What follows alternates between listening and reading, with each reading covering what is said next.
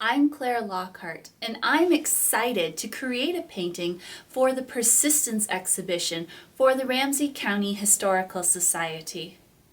I'm honored to create a portrait of Teresa Payton because I love making artwork that celebrates the agency of women.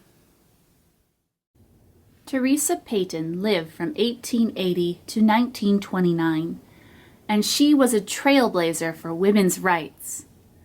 I was drawn to Teresa because she was a teacher and an artist, and I have taught art for over a decade. She was also a lawyer, and she did volunteer legal work for poor women and children.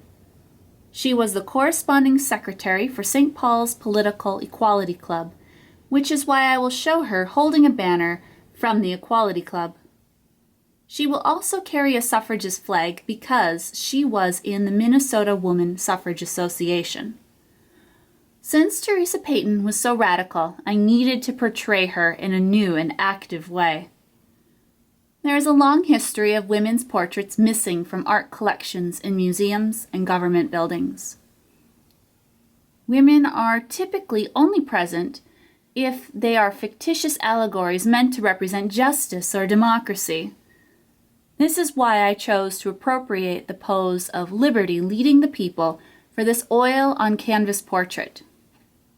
To make this painting, I began by working with a model who dressed in early 20th century clothing.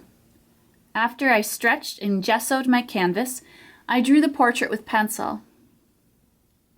I have added many layers of oil paint and medium to build the cloudy background, clothing, flags, and Teresa herself. I used many layers of paint to give my subject depth, shadows, and life. Teresa Payton was a leader, and she was an actual person who paved the way for liberty, and she deserves to be remembered as an active suffragist.